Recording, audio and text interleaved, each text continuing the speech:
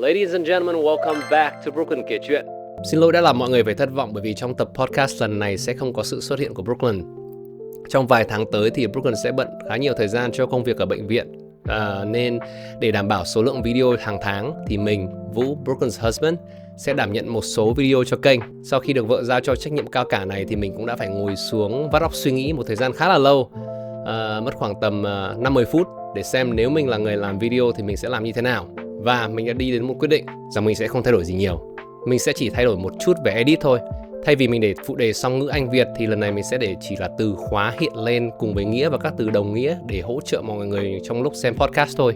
Đây sẽ là podcast đầu tiên của mình nên nếu có lỗi lầm gì thì mong mọi người bỏ qua. Sau khi nghe xong podcast, nếu có những lời feedback khen hay chê, mọi người có thể để ở dưới phần comment để mình có thể đọc, tiếp thu và cải thiện cho các video lần sau.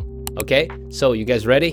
Let's get started. Okay, so today's episode is 4 things that you should do to become more fluent in English.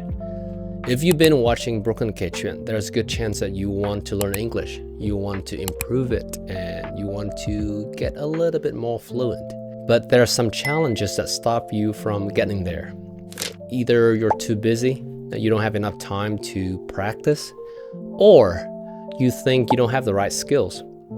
Or simply you don't have a clue where to start.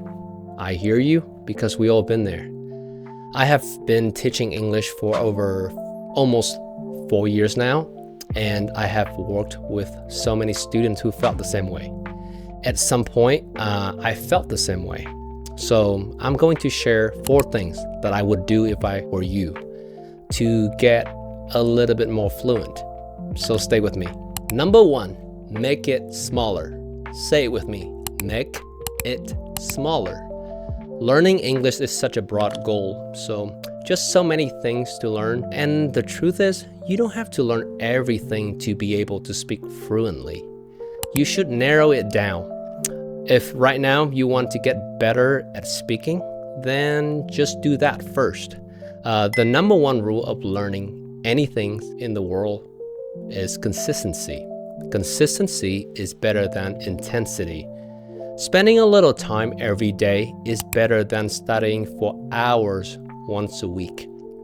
So remember, consistency over intensity. Think about this. Do you even have 2 hours to study every day? Probably not. What about an hour a day? I don't. But I'm sure you can find 15 minutes to 30 minutes every day, right? So choose your range. You can learn a lot of English even in just 15 minutes if you do it every day. To be honest with you, I have lived in America for almost half of my life now. I graduated college here. I got my master's here. I'm an ESL teacher. And I still learn English as I teach it. Learning anything in this world is not about a destination. Is in fact a journey. For me, it's the joy to teach English, and it's also the joy to learn it. Number 2, habit stacking.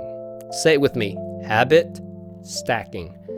I learned about habit stacking from a book called Atomic Habits from James Clear. Probably some of you have heard of it before or read it before. It's a really good book, so if you haven't, go read it. It helped me stop smoking. Habit stacking just means adding a new habit to something you already do every day. For example, you brush your teeth every day, right? I hope so. So now every time you brush your teeth, listen to an English podcast that you might like Brooklyn kể chuyện. That's habit stacking. You add a habit to a habit that you already do. By doing this, you increase your chance of building a new habit. But make sure it's a good habit, because if you start smoking every time you brush your teeth or something before you brush your teeth, then eventually you will become a smoker. Trust me, I've done it before. Think about the habits that you already have and ask yourself, how can I add English to this? Number 3, utilize dead time. Say it with me, utilize dead time. Dead time is when you're just waiting for something. You're not doing anything. Believe it or not, we have a lot of dead time during the day. Typically, we just scroll on social media during those times. So now, acknowledge when you have dead time, then ask yourself, what can you do other than just scrolling on TikTok hay là phở bò? When I was in Hanoi, I intentionally used public transportation so that I would have more dead time to listen to podcasts and read books. So use it wisely. And I'm not saying to totally stop using social media, because nowadays that's kind of impossible. Just add some quick English-related activities to your dead time. And again, a little bit every day is better than a big chunk once a week. Number 4, keep the habit that stick. Say it with me. Keep the habit that stick. Let's be real here. Sticking to a habit is really, really hard, because some days we're just too tired, we're too busy, we'll forget. That's okay. Here's a rule though. You can miss one day, but never 2. Never ever let yourself skip 2 days in a row. If you miss a day, get back to it the next day. Every day is a new chance to improve. In Atomic Habits, James Clear say that building habits should be 1. Obvious. That means it's easy to see and remember to do the habit you want to build. 2. Attractive.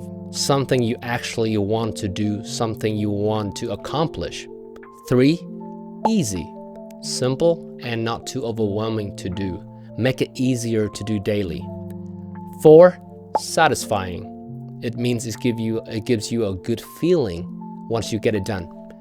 Design your English habit this way, you will succeed. Hey, and if you are still here at this point of the videos, that's more likely that you have understood everything that I have said, and that's the good news. The ultimate goal is to make English a natural part of your life. Start small, 15 minutes a day, watch a video, listen to a podcast, read something interesting in English, then forget about it. You don't even have to try to remember what you have read or listened to, but do it again the next day. One day, if you feel like 15 minutes is too comfortable, too easy for you, then bump it up to 20 minutes, 30 minutes, step by step. Gradually extend the time using English daily. Just keep going, that's the key. Everyone can learn a language. We already did once. We learned our first language. We all learned how to speak Vietnamese, and we didn't have to know methods or tips and tricks to speak it. We just did it. We can do the same thing with English. And we don't have to speak English as well as we speak Vietnamese. Do not set an unrealistic goal for yourself. Start today, start slow, start small. A little bit every day, consistently, and look back every 6 months. And I promise you, you will see how far you've come. Good luck. Ok, cảm ơn mọi người đã xem hết video lần này. Đây là video đầu tiên của mình nên vẫn còn khá nhiều lỗi mình vẫn muốn có thể cải thiện cho lần sau. Hy vọng rằng video này đã không làm cho mọi người phải thất vọng. Nếu sau một tuần mà video này được 1.000 likes thì mình sẽ làm một video khác còn hay hơn nữa. Cảm ơn mọi người. I'll see you in the next video.